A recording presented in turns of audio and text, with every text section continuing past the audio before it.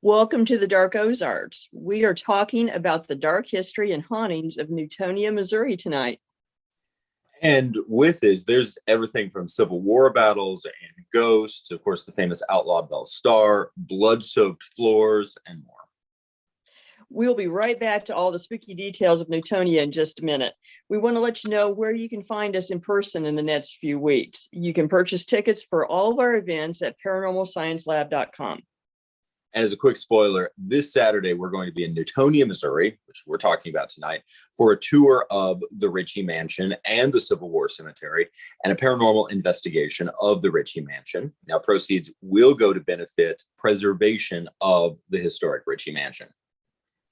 And on November 19th, we have two events. First, in the afternoon, we'll be at Always Buying Books in Joplin, Missouri, signing books and talking about everything in the Dark Ozarks. This is a free event, by the way. And then the night of November 19th, same night, we will be doing a tour and paranormal investigation of the Webb City Public Library.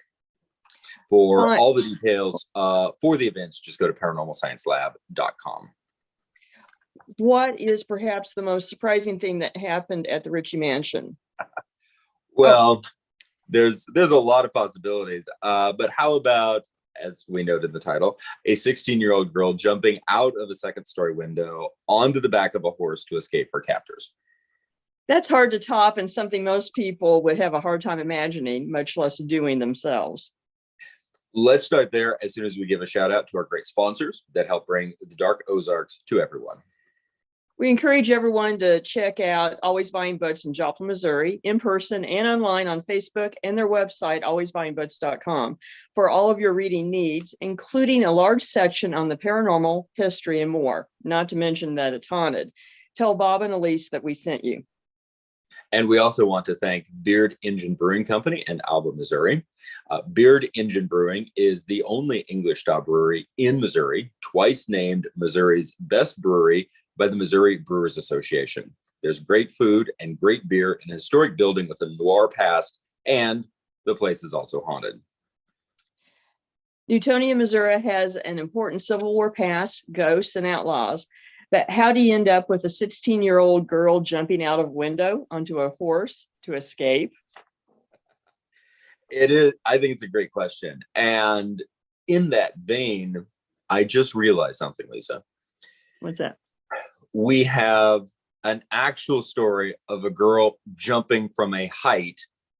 Yep. In the Ozarks that is not a legend, and it is not tragic. That's true. It's actually a victory story of sorts. Yeah, well, it's an origin story. It is. Really. And with that, I think this is a good question. How well do you think just the overall public is aware of the outlaw queen of the West, Belle Starr? I think those that are, pretty well versed in Western mythos are, but I don't know for the broader public. They probably aren't as familiar with Belle as, say, Annie Oakley or Calamity Jane. Although, to be fair, she ought to be just as famous and just as well remembered. And in some ways, and to be perfectly honest, in some ways, she is a lot more daring and did a lot more dangerous things than the other two.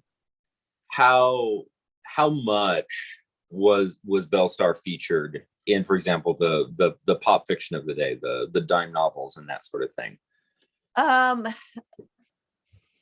A bit, but not nearly as much as, say, Wild Bill, Buffalo Bill, Jesse James. Her story was often told in conjunction with other stories, that she knew the James, that she knew the Youngers, that Isaac, hanging Judge Isaac Parker had a vendetta against her, but it usually got told in those stories. And then with the footnote that, tragically, she was shot in the back on her own ranch in what is now Oklahoma in the early 1880s at the young age of 42. And that crime has never been solved. And that's usually where it's left. But how she got the nickname, the Bandit Queen and so forth, is kind of left out of the narrative. And it's really fascinating when you think about it. It is. And she is a daughter of Missouri. Yes, born and raised in Carthage, Missouri. And she's also really a daughter of the Civil War in the Trans-Mississippi. She was at the first large land battle of the war, the Battle of Carthage. She, as a 14-year-old girl, she was nursing soldiers on the streets. And then shortly afterwards, her brother became a partisan ranger for the Confederacy, and she became a spy and courier. I mean, you can't make this up. You really can't. I think a point to step back, the role of spies and couriers during the war often fell to very daring women.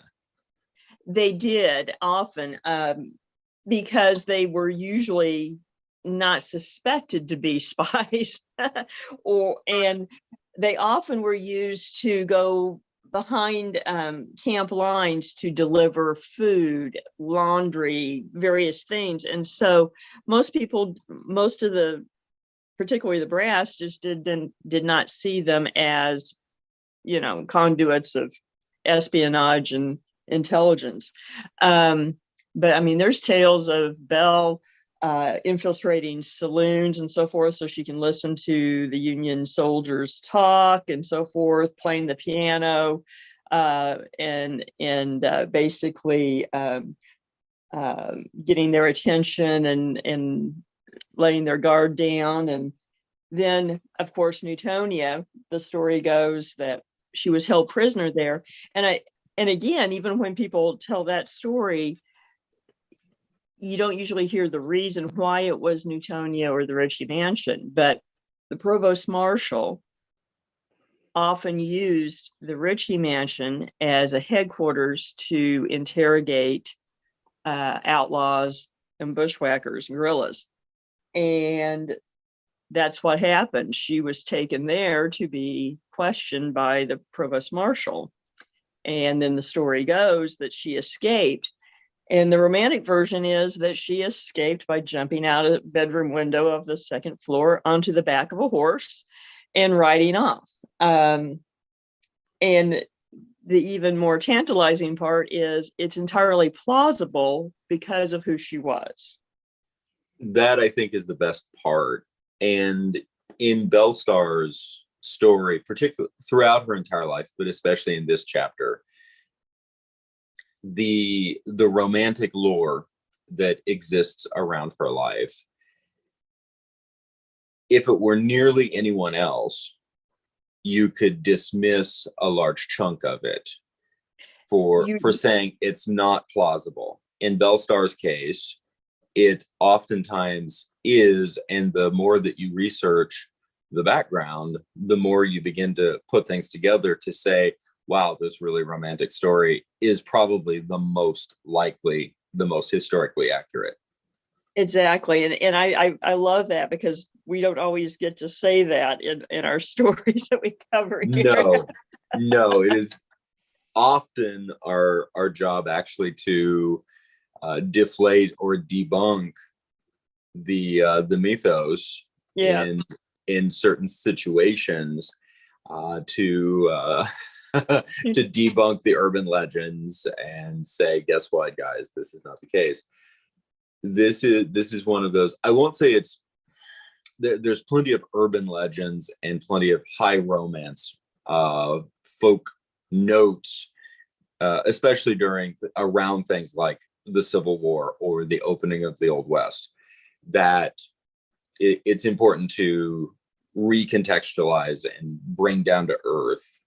But something that I do love about a lot of our research is oftentimes the real story is more exciting, more bloody, juicier than than the legend. But in this case, there's a great intersection Yeah, of both of those.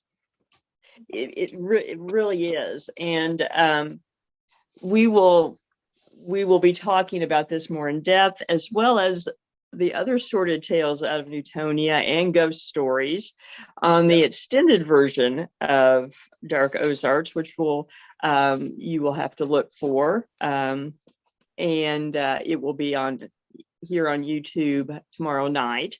So please check that out. And don't forget to check out upcoming events at paranormalsciencelab.com. Thank you again to Always Buying Books and Beard Engine Brewing Company for helping bring the Dark Ozarks to everyone. And on the next episode, we will discuss all of the dark lore and tales of winter from the old world and their effects on the Ozarks. Thank you from the Dark Ozarks. And remember, sometimes